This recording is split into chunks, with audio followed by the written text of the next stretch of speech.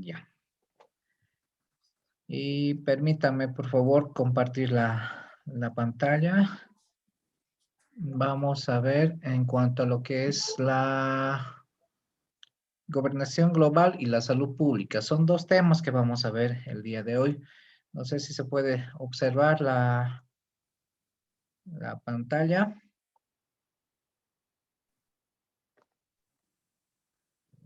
Doctor. ¿Sí? Ya. Excelente. Entonces, vamos a ver que son dos temas que están relacionados con planteamiento de lo que son las políticas de la salud y tomando en cuenta lo que es la gobernación. Entonces, dentro de lo que son los antecedentes, hay un autor, Gray, bueno, que manifiesta que sobre la globalidad, esta aparece ya en el siglo XVI y bueno, a través de lo que es el colonialismo es lo que se va a dar este fenómeno de lo que es la globalidad. Ahora, otro autor como Berlinger manifiesta que la globalización sanitaria exclusivamente se refiere a la globalización que se ha dado entre lo que es el proceso de salud de enfermedad, principalmente en lo que es la transmisión de las enfermedades inmunoprevenibles, enfermedades infectocontagiosas. Asimismo, cuál ha sido el comportamiento, los patrones culturales que se han ido dando entre en este caso el viejo mundo con el nuevo mundo. También se toma en cuenta lo que son los factores ambientales, los agentes biológicos, los vectores, que son agentes transmisores de lo que son las enfermedades. Bueno, prácticamente se dio como una especie de unificación microbiana, ¿no? Eso es en el siglo XVI.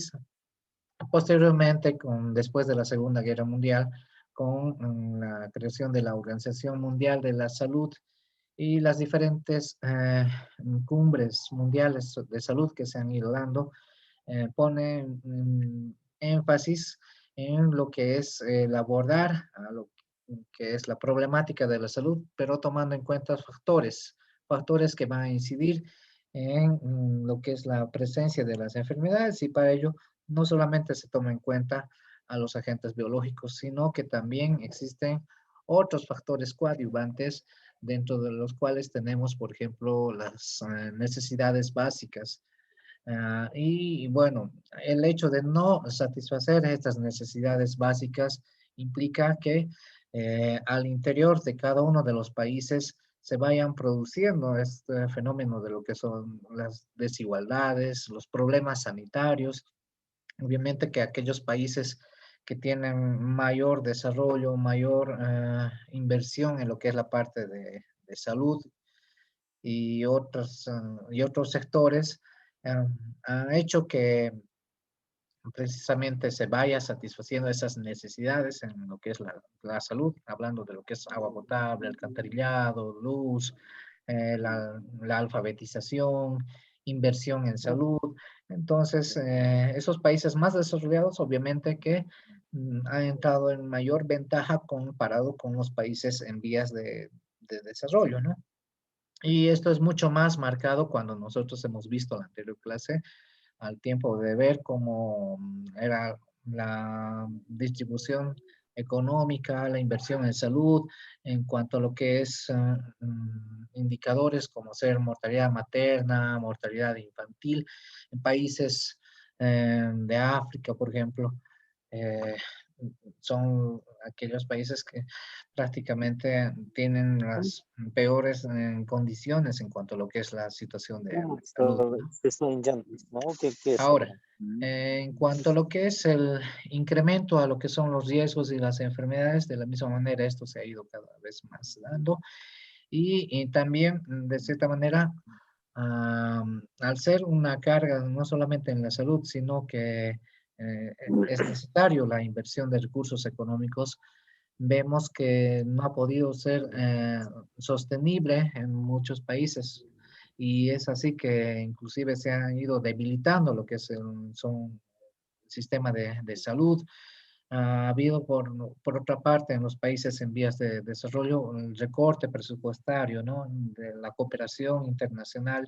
Y, bueno, Sí, ah, estas enfermedades como son el cólera, el VIH, las enfermedades no transmisibles, la malaria, la tuberculosis, han ido aumentando cada vez más, ¿no? En cuanto a lo que son las dimensiones de la globalización, nosotros tomamos en cuenta estos términos que ahí tenemos presentes. Globalidad, globalización y globalismo. Globalidad se refiere a lo que es, está relacionado con la sociedad mundial, el enfoque multidimensional que se tiene que ir dando, a su vez es multicéntrico y tomando en cuenta la parte política. En cuanto a lo que es la globalización, eso es la intensificación de lo que es la transnacionalización de los fenómenos de diferente orden. hablas sin escuchar tu Y corazón. el globalismo está relacionado con una ideología liberal de expansión de mercado, ¿no? Ahora, existe una combinación, ¿no?, de los procesos económicos, sociales, políticos, culturales, ideológicos y ambientales.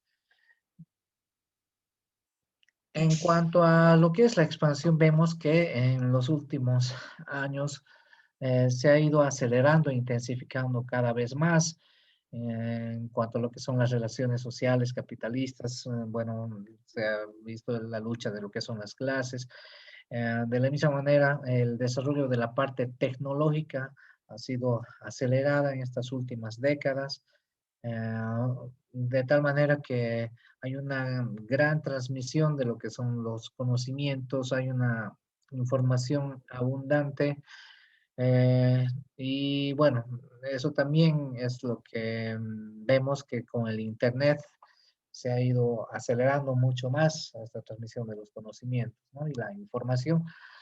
Pero hay que tener mucho cuidado porque también la información a Sí, veces me chingo tanto, no pues, mm, salva en se Singapur. puede cometer el error de que en vez de informar a la población, nosotros estemos desinformando y ahí juega un rol muy importante lo que son ah, las redes sociales, por ejemplo.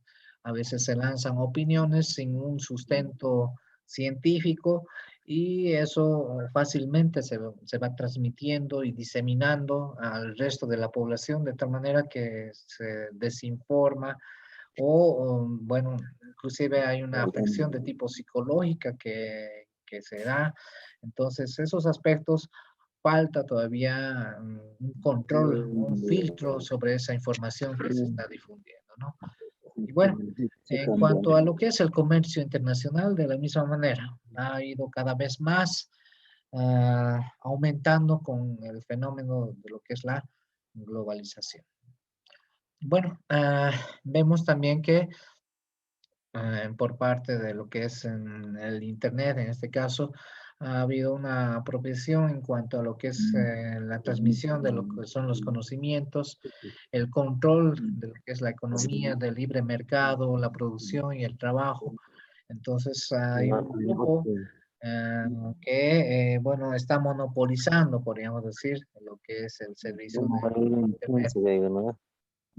Eh, bueno, en cuanto a lo que es también la invasión a la vida privada, la desinformación, eso también hay un gran riesgo. El hecho de que, bueno, Manual y chofer sin mucho. por favor, su micrófono, ¿quién está con el micrófono abierto? Hay una invasión a lo que es la vida privada, a una mayor desinformación, destrucción de lo que son las culturas locales. Un autor como Sermiligio manifiesta que urge la necesidad de poner las redes al servicio de los que defienden unas condiciones de vida más saludables que permitan filtrar la información, identificar lo que son las políticas saludables. La Organización Mundial del Comercio manifiesta que el comercio debería ser solamente el medio para el desarrollo social. A su vez, dentro de lo que es el intercambio de lo que son los productos, en aquellos países que son países miembros que conforman lo que es están dentro de la Organización Mundial del Comercio, ellos invierten y hacen grandes, podemos decir, inversiones de tipo económica para que puedan establecerse convenios o acuerdos de inversión y de comercio entre los diferentes países. Y también otro aspecto importante que hay que tomar muy en cuenta es cómo se tiene que abordar a lo que son las determinantes de la salud y los productos farmacéuticos. Hemos visto en la anterior clase en el video que mucho depende de las políticas gubernamentales, las políticas de Estado, que precisamente son las que van a delinear o van a definir cómo se va a hacer el abordaje a lo que son las determinantes de la salud, hasta qué punto se va a dar ciertos privilegios a las grandes empresas farmacéuticas internacionales que hay. Entonces, cómo se tienen que desarrollar políticas para que inclusive dentro del desarrollo de los mismos fármacos se vaya fortaleciendo para la producción a nivel local, inclusive contando con la materia prima como nosotros tenemos como países en vías de desarrollo. Entonces tenemos una gran riqueza, podríamos decir, en cuanto a lo que es la materia prima. Solamente nos falta más el apoyo en cuanto a lo que es el desarrollo de la parte tecnológica y bueno, formar más recursos humanos para que justamente se vayan capacitando y bueno, poder contar con estos productos, ¿no? A nivel local, ¿no? Y bueno, vemos también que en cuanto a lo que son las desigualdades, las inequidades, esto ha ido de la misma manera aumentando también cada vez más. Y bueno, ¿cuál es el dilema? Que la salud no se puede supeditar a que favorezca o no el crecimiento económico, ¿no? La salud es solamente para un desarrollo sostenido. Hay un debate entre lo que es la globalización y la salud y se manifiesta que la economía crecerá trayendo beneficios a todos. Hay algunos países que han dado bastante énfasis a lo que es la privatización, con lo que es y eso que implica una reducción del gasto público y la liberalización del comercio, ¿no? Entonces, bueno, esto, si bien es un desarrollo para lo que son las nuevas tecnologías, el nuevo, bueno, en cuanto a lo que es el abordaje a ciertas patologías, eh, pero a veces pone de cierta manera que la población de escasos recursos económicos también no puedan acceder a lo que son esos sistemas de salud o colocándonos en la otra situación, en aquellos países donde existe gran población migrante principalmente, entonces ellos no pueden acceder al sistema de salud, por ejemplo, en el caso de Estados Unidos, por ejemplo. Ah, el sistema es privatizado, pero la población migrante no puede acceder debido a que eh, hay temor en cuanto a lo que es, por ejemplo, la migración, ¿no? Que puedan ser deportados y bueno, prácticamente hay muchas limitantes que se van dando, ¿no?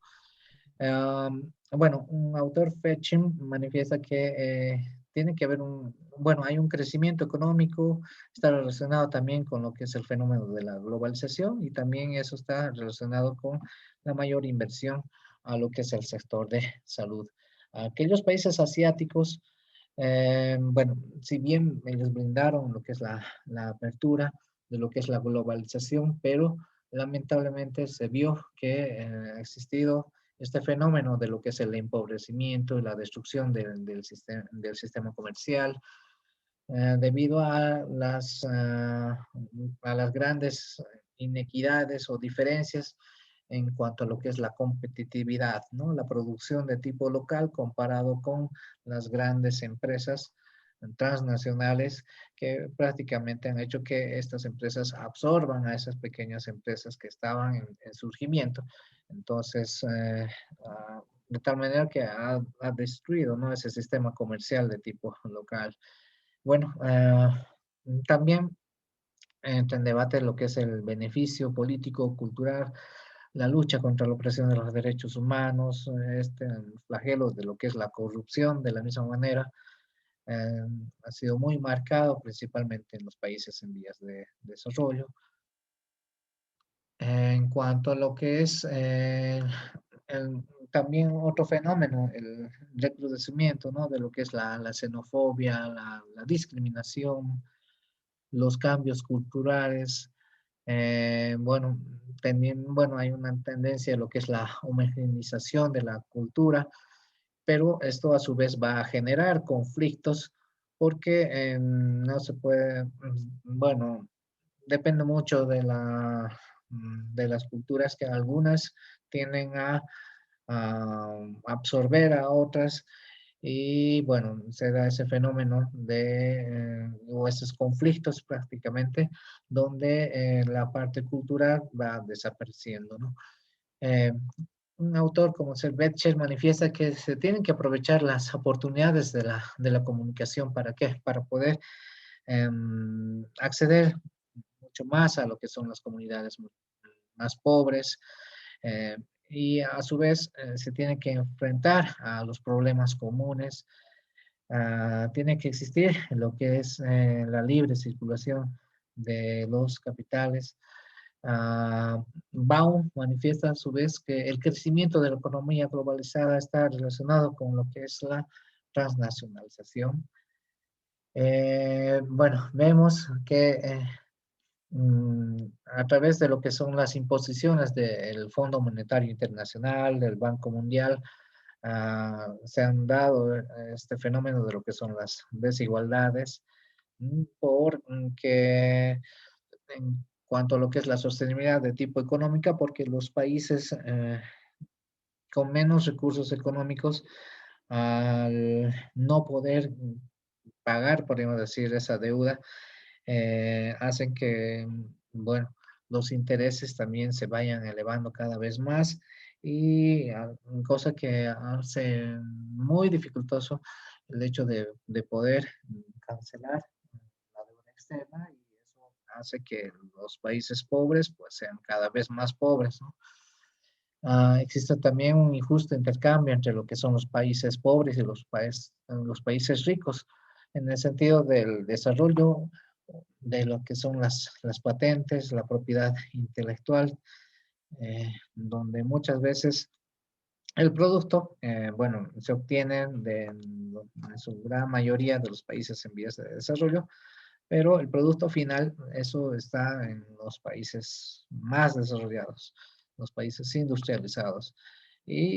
Bueno, el hecho de contar con patentes de propiedad intelectual hacen imposible la competitividad de otras empresas farmacéuticas que son mucho más pequeñas, y bueno, hay una tendencia a lo que es el monopolio, y eso hace como hemos visto, ¿no?, en el anterior video, que es muy difícil, porque eso depende mucho de lo que es el apoyo del Estado, la voluntad política principalmente, contar también con los recursos económicos suficientes para garantizar la sostenibilidad, ¿no?, en el desarrollo de nuevos fármacos.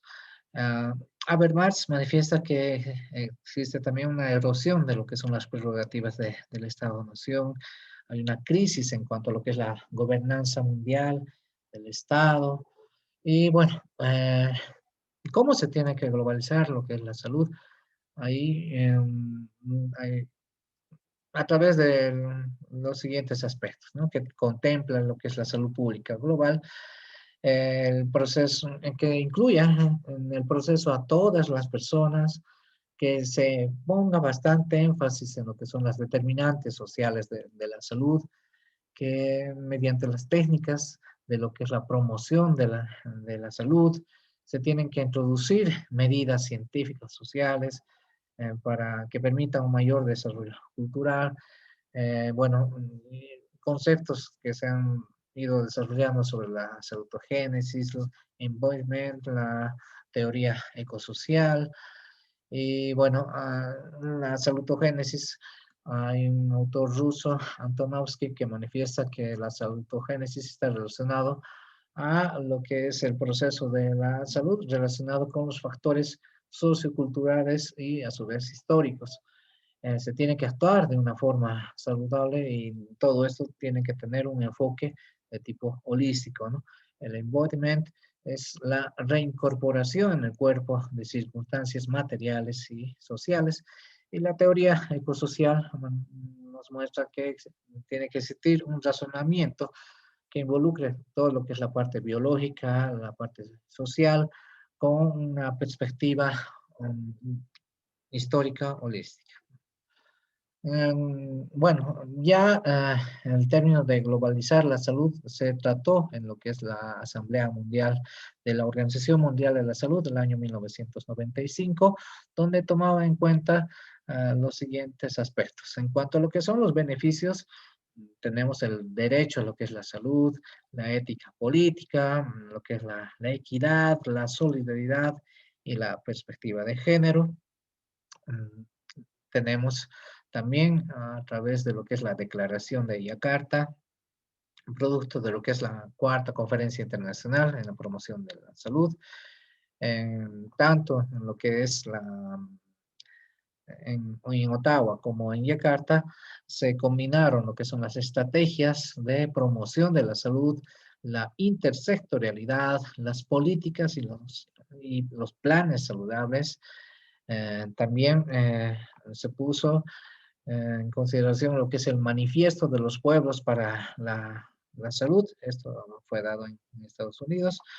¿Para qué? Para la reducción de lo que son las desigualdades, tomando en cuenta el principio de lo que es la cooperación entre los países miembros, que exista una redistribución del poder y de los recursos de la misma manera.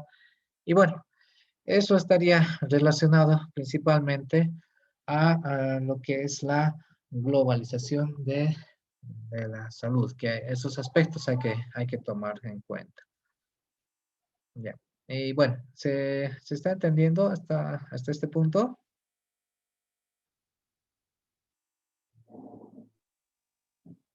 Sí, doctor, son muchos los factores, sin embargo, es comprensible.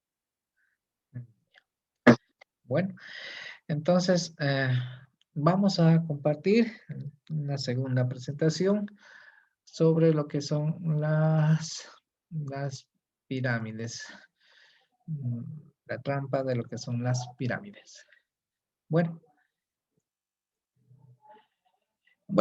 tenemos en cuenta de que en cuanto a lo que son las pirámides, tenemos que ver en cuanto a lo que es tenemos estructura, ¿no? Muchas pirámides en cuanto a lo que es la salud, desde lo que va la pirámide nutricional, de lo que son las pirámides de población, por ejemplo.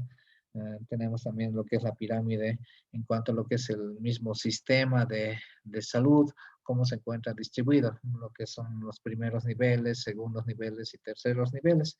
En la base están precisamente los primeros niveles, donde tienen la capacidad resolutiva de lo que es bueno, de un 70 a un 80% aproximadamente.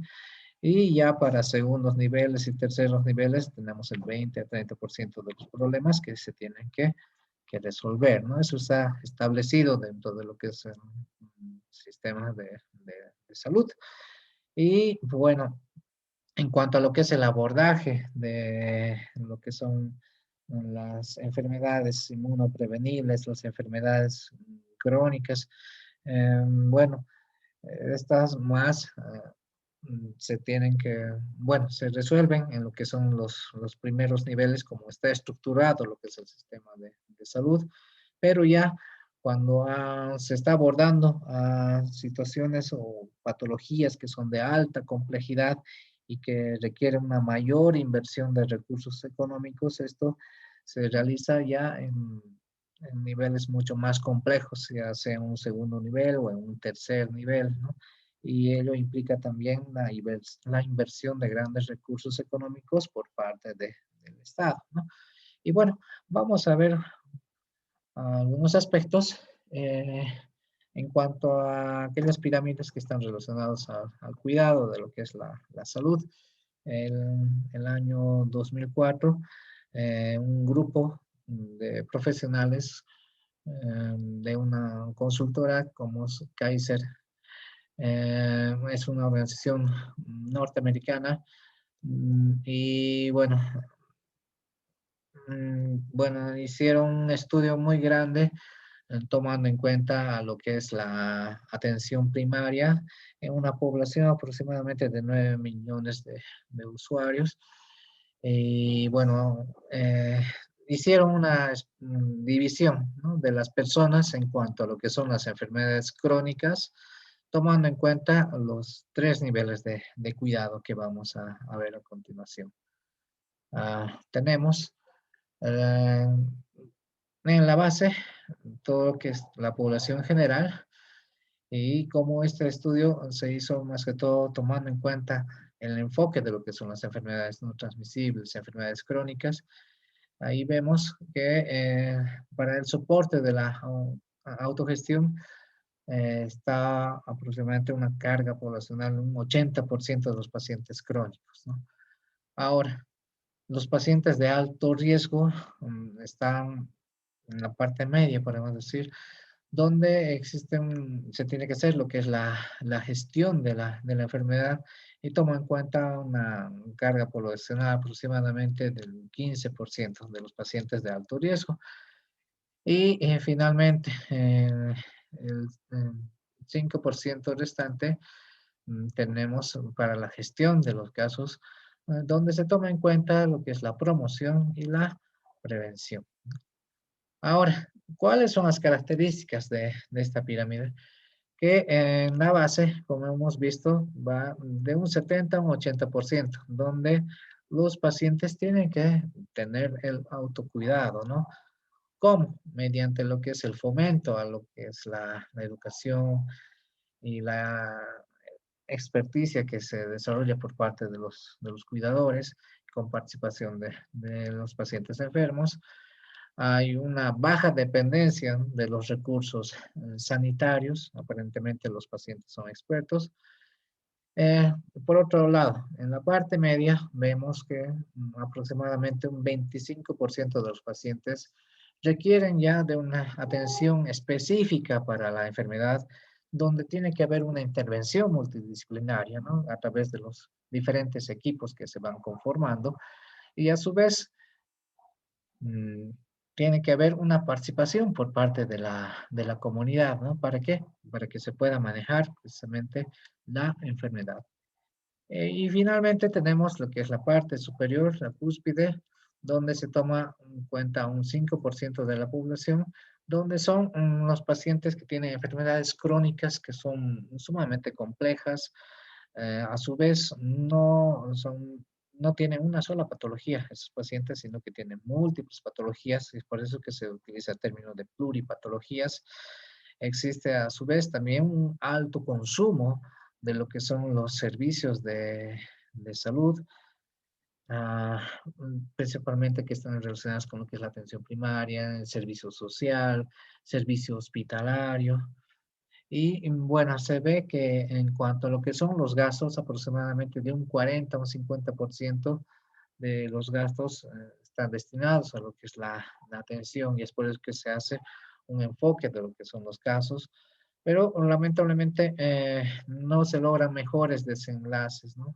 Y bueno, esa es la situación en la que se produce. Vemos que en una revista, la Harvard Business, un estudio realizado por Kaiser, describe, ¿no?, lo que son los pacientes crónicos complejos, y para ello realizaron este estudio en el estado de California, tomando en cuenta lo que 4 millones de usuarios aproximadamente, y los dividieron en 3 subgrupos. En el primer subgrupo estaban los pacientes con múltiples patologías, pluripatologías, aquellos que tenían condiciones médicas optimizadas mediante una intervención múltiple. Un segundo subgrupo toma en cuenta a aquellos pacientes que tenían un problema de salud único, a diferencia del subgrupo 1, que tienen múltiples patologías, pero también en cuanto a lo que es la severidad, eran, bueno, con alta severidad y mínimas posibilidades de retorno, de sobrevida, podríamos decir, que aspectos relacionados con traumatismos, con traumatismos mayores, nacimientos de prematuros extremos o neoplasias agudas, bueno, se tomaron en cuenta en este subgrupo. Y finalmente tenemos el subgrupo 3, donde toma en cuenta lo que son pacientes con múltiples patologías, pero estos sobrepasaron en lo que es el límite de control y a su vez existía un gran consumo de los recursos sin retorno a la salud, ¿no? Es decir, son pacientes que, bueno, o fallecieron o quedaron con algún tipo de secuelas, ¿no? Y bueno, se vio también que en los subgrupos 1 y 2, es decir, aquellos pacientes que tenían múltiples patologías, comparado con aquellos que tenían una patología, vieron que fueron los pacientes cambiando de un grupo a otro subgrupo, del subgrupo 1 al grupo 2 o al grupo 3 y ya la inversa, ¿no?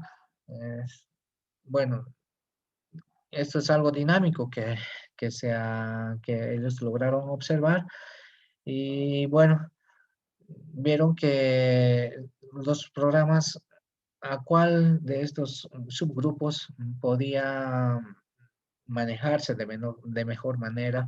Entonces, ahí vieron que había grandes dificultades, principalmente con el subgrupo 3, ¿no? Aquellos pacientes que prácticamente que no podían ya retomar una vida totalmente saludable.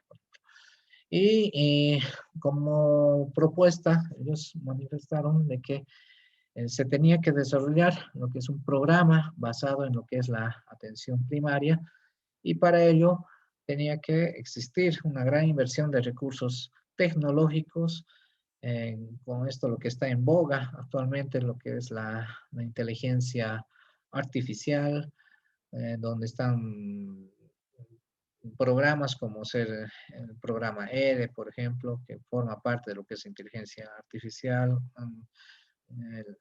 Hay lenguajes informáticos como el Python. Entonces, son estudios, bueno, son softwares que se van desarrollando y, bueno, se tiene que hacer un análisis, podría decir, matemático mucho más profundo. Y, bueno, también eso de lo que es el Internet, el aprendizaje en cuanto a lo que son la inteligencia artificial con el lenguaje de Machine Learning también. Y bueno, para ello, ellos sugirieron también que el personal de salud tiene que estar entrenado, ¿no? En el manejo de este tipo de softwares. ¿Para qué? Para que justamente sean promotores de la salud, porque ellos van a poder identificar cuáles son los principales factores determinantes a través de el desarrollo de diferentes modelos matemáticos para que se puedan tomar decisiones adecuadas y en forma oportuna. A su vez, en lo que es el programa de la atención primaria involucraba que tiene que ir al margen de contar con el apoyo de la tecnología, el desarrollo de software, la gestión farmacéutica también tiene que estar involucrada. ¿Para qué? ¿Con qué objeto? Con el objeto de que se disminuya mucho más lo que es la tasa de hospitalización de los pacientes, porque sabemos muy bien que mientras más tiempo permanecen nuestros pacientes internados en los hospitales, existe mayor probabilidad del desarrollo de infecciones asociadas a los servicios de salud. Entonces, Y ello también tiene una gran carga económica, tanto para el hospital como para el mismo paciente, porque el desarrollo de infecciones intrahospitalarias implica de que exista una mayor inversión de recursos económicos para poder comprar antibióticos, realizar estudios mucho más complejos. Entonces el tiempo de permanencia se prolonga cada vez más y eso implica grandes recursos económicos que se tienen que invertir. Entonces, ese es el objetivo, ¿no? Disminuir lo que es la tasa de la hospitalización para que se pueda manejar, ¿no? Eh, domiciliariamente. Entonces, con participación de la comunidad que toma en cuenta lo que es el componente comunitario y los cuidados paliativos en la casa, de cierta manera, este programa basado en lo que es la atención primaria es una propuesta que ellos lanzaron para que justamente se disminuyan lo que son los costos y también disminuya lo que es la mortalidad, ¿no? Ahora, mm, lo que ellos encontraron también es que dentro de lo que son los sistemas de salud, bueno, pues se cuentan con modelos de salud que son fragmentados, ineficientes y mucho más cuando se aborda a los pacientes crónicos que tienen múltiples patologías. Entonces son situaciones muy complejas y bueno, ellos vieron que especialmente en el grupo 2 de ese grupo poblacional de estudio que se realizó en California, un 35% de los pacientes crónicos se encontraban ubicados en ese puesto. Y bueno, el objetivo de todo este estudio también ha sido mejorar lo que es el cuidado de la salud. Y bueno, también tomar en cuenta lo que es la transición a lo inevitable, como se está tomando en cuenta a un grupo poblacional de pacientes crónicos. Vemos que especialmente pues, aquellos pacientes que tienen neoplasias, ¿no? Que tienen cáncer, por ejemplo, inevitablemente esos pacientes van a fallecer. Entonces, es eso lo que hicieron ese análisis. Y también se tiene que intensificar mucho más lo que son las actividades de cuidado, principalmente al subgrupo 1, donde existen múltiples patologías. Eh, bueno, a su vez también ellos manifestaron de que para que se pueda mejorar lo que es la salud, se tiene que abordar multidimensionalmente y para ello también se tiene que contar con los recursos económicos que pueden ser autogestionados por el individuo y la comunidad. Se tiene que enfocar lo que son los recursos de manera inteligente, pragmática, ¿no? Coordinada y creativa. Bueno, en cuanto a esos subgrupos, vemos en esta gráfica donde tenemos los pacientes controlados en el subgrupo 1. En el subgrupo 2 tenemos pacientes catastróficos que están en una situación irreversible. En el subgrupo 3 son pacientes que no se pueden controlar. Lamentablemente esos pacientes se complican, desarrollan secuelas o fallecen. Y bueno, entre estos dos subgrupos existe migración de los pacientes que pueden ir de un subgrupo 2 a un subgrupo 1 o en forma viceversa, de un subgrupo 1 al subgrupo 2, que pueden tener una patología y se pueden complicar con múltiples patologías o se puede controlar múltiples patologías y bueno, van a quedarse ya con una cierta cantidad de patologías. Entonces, eh, eh, en esto vemos que en cuanto a lo que es el acceso a la salud, vemos que la mayor cantidad de los programas de desarrollo de los estados están principalmente destinados a lo que es la base de las pirámides y a ello también se suma lo que es el desarrollo de los objetivos, ahora que son las metas de desarrollo del milenio, cuyo objetivo es reducir, ¿no? Lo que es la mortalidad materna, infantil, que exista una provisión de los servicios, una asistencia médica que sea más productiva, la lucha contra el VIH de la misma manera. En estudios que se han ido desarrollando, bueno, identificaron que el fenómeno de la pobreza también es un flagelo que lamentablemente esto se sigue arrastrando y es así que va aumentando cada vez más y aproximadamente se calcularon que 1.300 millones de personas pobres no tienen acceso siquiera a lo que es a los servicios de asistencia sanitaria, hay una precariedad o ineficiencia en los servicios públicos de salud con el incremento de lo que es la inequidad de tipo económica. Y en países como ser en Asia Meridional, en África subsahariana, es donde se encuentran, podemos decir, los peores indicadores en cuanto a lo que es salud materna, salud infantil, el acceso a lo que es a los sistemas de salud. También en cuanto a lo que es la atención de partos por personal especializado, en los países más desarrollados es 5 y 3 veces mayor comparado con aquellos países de África, del Asia Meridional, de la misma manera. Y bueno, la esperanza de vida al nacer en nuestros países en América Latina es 20 años superior. Se ha visto que es 20 años más superior en los países más ricos. Inclusive algunos países viven las personas 30 años más comparados con el resto de los países en América Latina. Eh, bueno, tenemos también en cuanto a lo que es la organización de la cooperación, el desarrollo económico, y es así que en 35 países concentran, bueno, un 18% de la población mundial se encuentra concentrado en 35 países. A su vez, esos países acumulan del gasto mundial de la salud aproximadamente un 86%.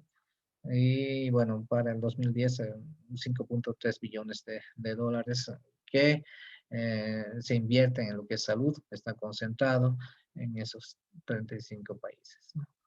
Y bueno, ahí vemos en cuanto a lo que es, por ejemplo, la disponibilidad de los servicios sanitarios en los países, por ejemplo, de, de América. Ahí tenemos mm, solamente viendo en cuanto a lo que son las camas por cada 10.000 habitantes, aproximadamente 25 por cada 10.000 habitantes, 1.94 médicos por cada 1.000 habitantes. En cuanto a lo que es la cantidad de enfermeras, 4.88 por cada 1.000 habitantes.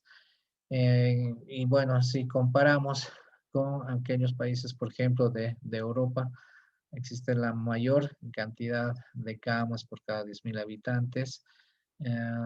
Médicos de la misma manera, indica decir en cuanto a lo que es personal de enfermería. En los países de ingresos altos, de la misma manera. Se encuentran distribuidos 57 por cada 10.000 habitantes, 2.67 médicos por cada 1.000 habitantes y 8.16 por cada 1.000 habitantes. Entonces, si vemos en África, por ejemplo, hay menos de una cama por cada 10.000 habitantes, 0.21 médicos por cada 1.000 habitantes y 0.93 enfermeros por cada 1.000 habitantes. Como pueden ver, existen grandes diferencias, inclusive en cuanto a lo que es la dotación de camas, de internación, recursos humanos de la misma manera, y tanto médicos como enfermeras. Entonces, vemos esas grandes brechas, ¿no? ¿Alguien pide la palabra? Sí, doctor, buenas noches. ¿Cómo está? Buenas noches. Noelia Barrancos, y quería preguntarle, Bolivia, ¿en cuál grupo estaría ubicado, dadas nuestras condiciones actuales? Esa era mi pregunta. Ah, bueno. A ver, tendríamos que hacer un desglose inclusive por regiones, porque hay grandes diferencias inclusive entre los departamentos que son del eje comparado con los que estamos en el sur o en el norte del país. Eh, bueno, estamos entre bajo y, por decir, bajo. Entonces, nos falta lo que es equipamiento, infraestructura, hospitales de segundo nivel, hospitales de tercer nivel, nos hace falta bastante. Lo que sí está fortalecido es el primer nivel, pero no es suficiente, no es suficiente. Es por eso que la cantidad de médicos, enfermeras también es insuficiente en lo que es la cantidad para la cantidad poblacional.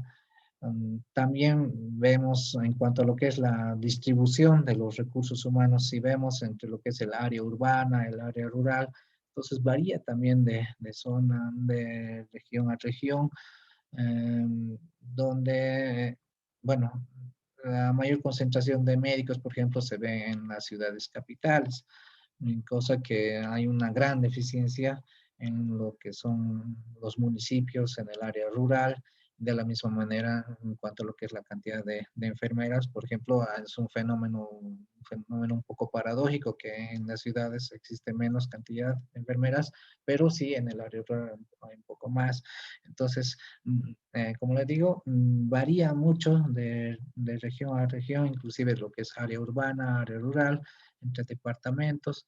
Entonces, nos falta bastante fortalecer a lo que son, contar con la mayor cantidad de recursos humanos y también en cuanto a lo que es equipamiento e infraestructura. Gracias, doctor. De nada. Bueno, entonces vemos que también en cuanto a lo que es la demanda, ¿no?, de la salud en la base de la pirámide, en, realizado un estudio con Hammond y Kramer en el 2007, vemos que en cuanto a lo que es gasto en salud, aproximadamente para ese año, en el 2007, el gasto en salud a nivel mundial fue de 158.4 millones de dólares. De esos 158.4 mil millones de dólares, en América Latina apenas estaba con un 15% del gasto. El mayor gasto estaba en Asia, concentrado en Asia, Europa del Este, África está en último lugar, ¿no? Y también se vio que un 50% de los medicamentos eran de venta libre, podemos decir, sin prescripción médica, ¿no? Y eso es lo que nosotros vemos. Eh, Eso es lo que nuestra población lamentablemente se automedica. Y bueno, va a las farmacias y bueno, manifiestan cuál es la clínica y ahí ya les expenden lo que son los medicamentos, ¿no? Entonces, falta un mayor control. Obviamente esto no es en forma general. Eh, sí hay control en ciertos medicamentos, principalmente en cuanto a lo que son los antibióticos o para sustancias, bueno, pues, que son de control de psicotrópicos, por ejemplo. Entonces, hay bastante control, pero en cuanto a lo que es la venta libre también, a veces nos falta eso, inculcar, ¿no?, en nuestra población de que sí tiene que acudir a un servicio de salud para que pueda precisamente consumirlos o adquirir lo que son los medicamentos. Y es por eso que tenemos también grandes dificultades con lo que es la farmacoresistencia, principalmente en cuanto a lo que son los antibióticos, por el uso y el abuso indiscriminado, principalmente de los antibióticos. Entonces, es eso lo que nos falta, establecer mecanismos de un mayor control, ¿no?, para la venta de los medicamentos. En cuanto a lo que es la rentabilidad, em, de la misma manera, ¿no?, los países de América Latina, África principalmente, eh, Bueno, esto es lo que nos falta mucho más. Hay también grandes dificultades con cuanto a lo que son las barreras, son barreras de tipo geográfica, el pago, barreras de tipo inclusive cultural, de la misma manera.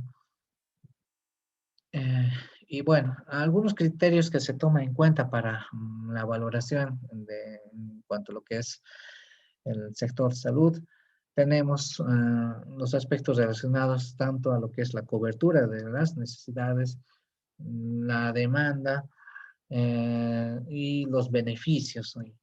En cuanto a, bueno, estimados que se lanzan es que aproximadamente 1.300 millones de personas pobres no tienen acceso a lo que son servicios de asistencia médica. En cuanto a lo que es la demanda, tenemos 158,4 mil millones de dólares. La mitad de esa cifra se gasta en medicamentos. Y como pueden ver, hay una medicalización, podemos decir, en cuanto a lo que es este fenómeno. También el acceso en cuanto a lo que es un tratamiento médico como un derecho básico también influye mucho en los ámbitos del individuo, tanto en la parte productiva como en la parte humana. Y bueno, en cuanto a lo que es la distribución de los fármacos, aproximadamente, bueno, para el 2008 hicieron un estudio, se vio que las ventas de los medicamentos para el año 2008 fue de 152,7 mil millones de dólares y de acuerdo a lo que es estimaciones de una parte de la Organización Mundial de la Salud, pero que está relacionado con los insumos médicos de salud. Hubo un incremento para el 2013 de 152 a 265 mil millones de dólares, ¿no? Bueno, ha habido, como pueden ver, un notable incremento en cuanto a lo que es la venta, el consumo de los medicamentos. Y vieron también que es necesario que se tenga que flexibilizar, ¿no? En cuanto a lo que es el establecimiento de lo que son las políticas, las patentes en cuanto a lo que es la producción de los medicamentos y la venta a los países más pobres. Ah, tiene que haber una distribución de lo que son los fármacos a través de lo que son las cadenas de franquicias farmacéuticas, oferta de genéricos de calidad a bajos costos de la misma manera. En cuanto a lo que son los servicios médicos, se vio la no accesibilidad a los servicios médicos públicos. Hicieron un estudio en Colombia, en la población aproximadamente un 40, un 60% de la población accedía a los servicios públicos. Se vio también que existe una combinación de lo que es la parte pública y privada. Eh, Se recomienda, mm, mediante ese estudio que se desarrolle principalmente lo que es la telemedicina, principalmente para los habitantes que se encuentran en el área rural. También eh, sugirieron el desarrollo de un sistema de primas donde no hay costumbre de pagar, ¿no?, a lo que son los seguros médicos. Existen sistemas de subsidios cruzados. Bueno, sugieren también que se tiene que disminuir, ¿no?, los precios para clientes con renta baja y compensar con primas de clientes con renta superior. Y bueno, algunos datos para el 2013 y el 2014, la Organización Panamericana de la Salud estimaron que si hubiese habido accesibilidad, se hubiesen evitado aproximadamente 1.200 millones de muertes. En Argentina, Brasil, Colombia y Perú, menos de una cuarta parte de la población utilizan los servicios preventivos en salud por lo menos una vez al año.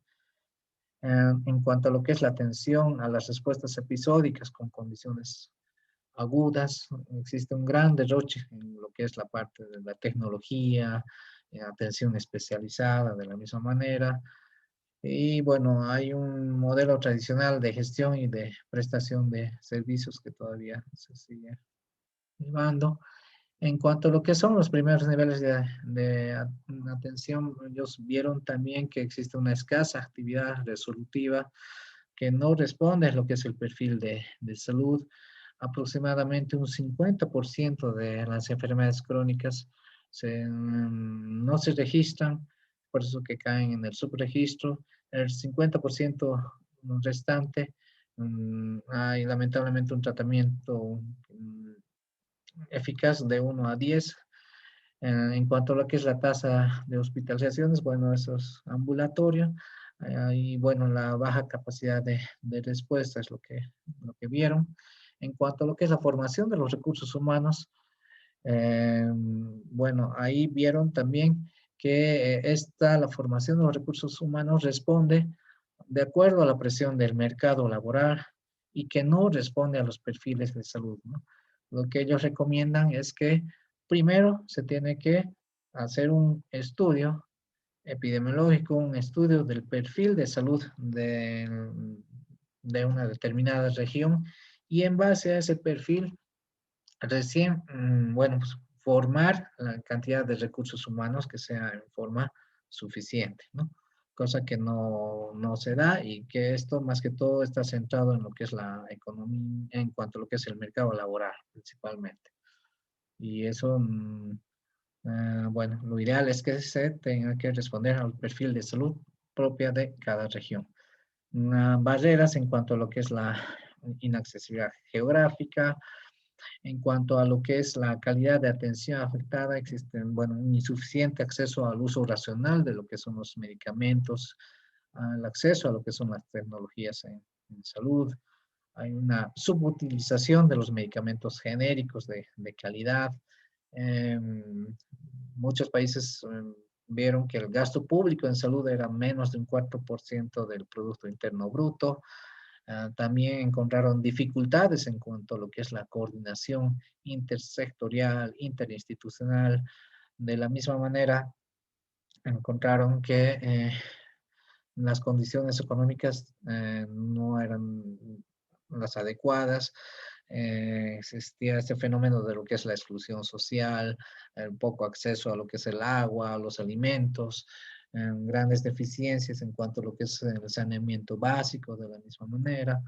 Y bueno, como pueden ver, hay múltiples aspectos que se tienen que tomar en cuenta porque si bien nosotros tenemos establecido en nuestro sistema de salud cómo tiene que ser la atención en los primeros niveles comparado con los segundos niveles y los terceros niveles, tenemos grandes dificultades, ¿no? En sí, en los tres niveles de atención y hay una gran falta, podríamos decir, de contar con los recursos humanos altamente capacitados y bueno, lamentablemente eso no se toma en cuenta lo que es el perfil de salud, es lo que en forma general es lo que apreciaron y bueno, que eso no está muy lejano a nuestra realidad.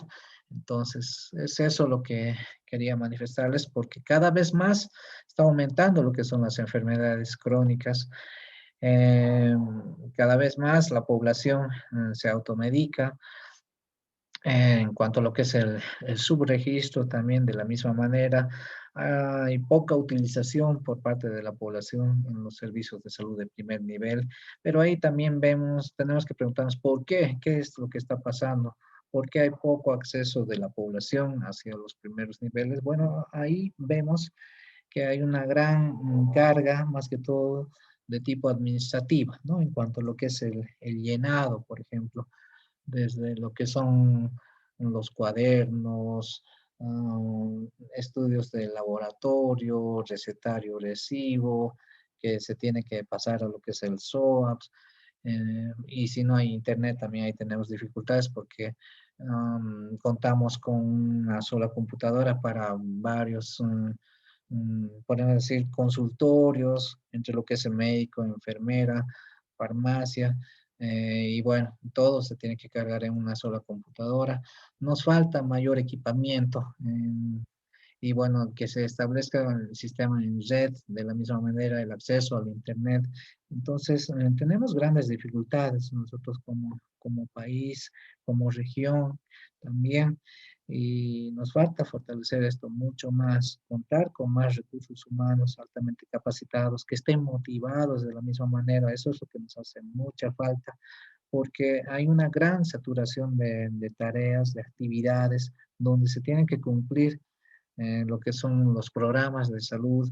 Y bueno, ahora con lo que es de la pandemia, entonces hace una situación muy difícil.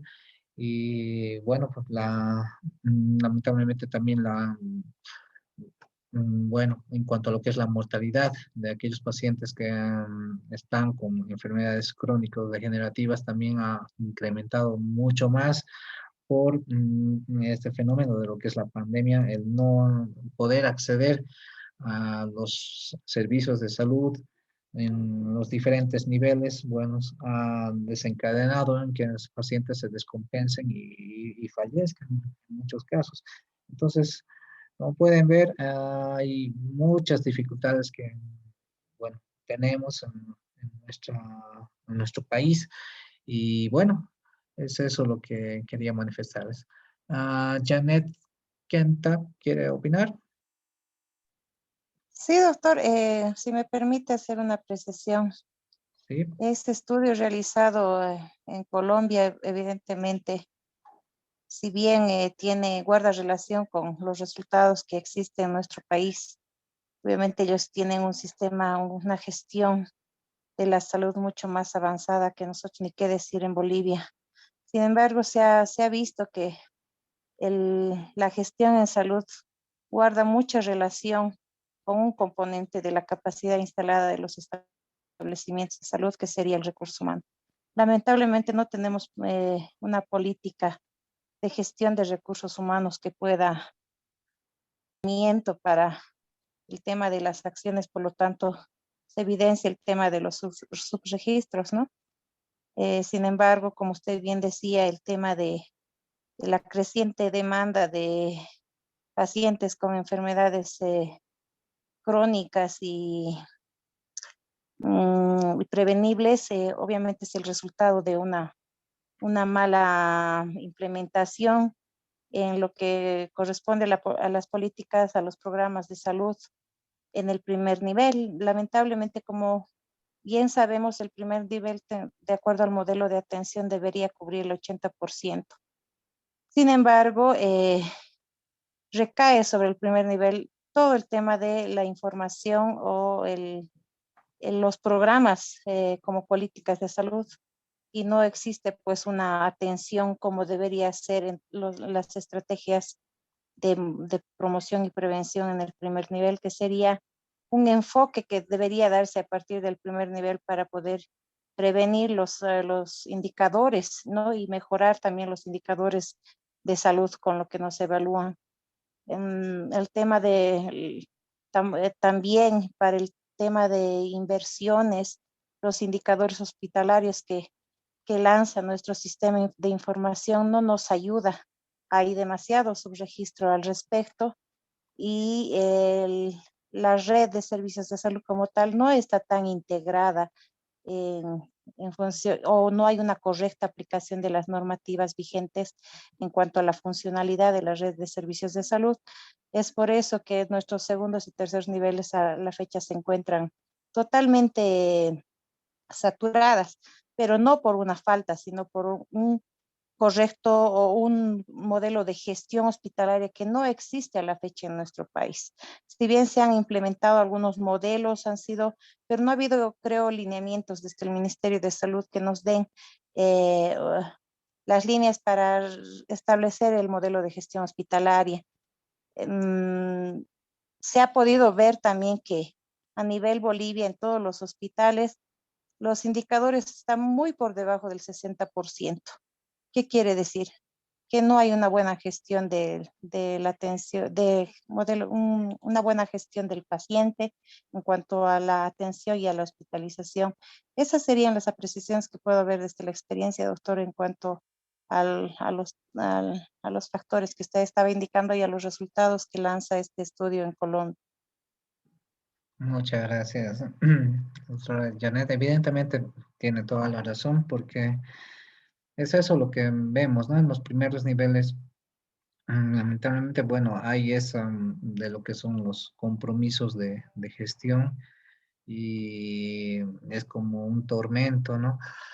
Y ahora mucho más con esta situación de lo que es la pandemia y bueno, se exige y el personal de salud se siente muy presionado y bueno, a veces ya como que nos hemos reducido, ¿no? En la atención de la salud, en vez de tomar un enfoque de lo que es la promoción de la prevención, estamos más preocupados por el cumplimiento de los compromisos de gestión y eso son solamente unos cuantos programas y que bueno, eso se evalúa en función a ello también el desempeño de los recursos humanos y se deja muchas cosas de lado y cuando hay situaciones problemáticas de salud que son mucho más importantes, inclusive más álgidas, de urgente atención, pero que lamentablemente no se aborda porque se prioriza otro tipo de situaciones.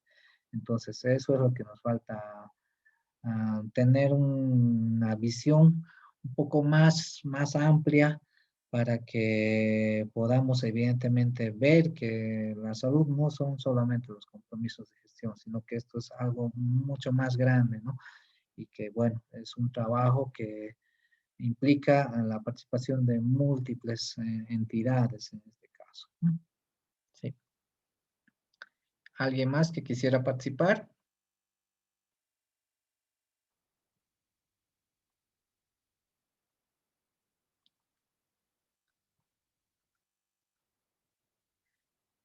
Y bueno, entonces, eh, es eso lo que quería manifestarles en esta clase.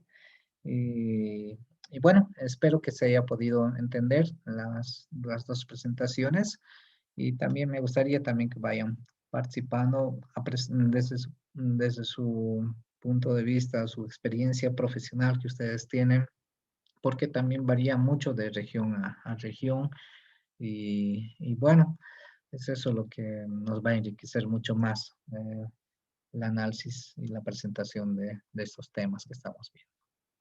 Entonces, eh, eso sería y bueno, estaríamos quedando en esa parte o alguien quiere más intervenir.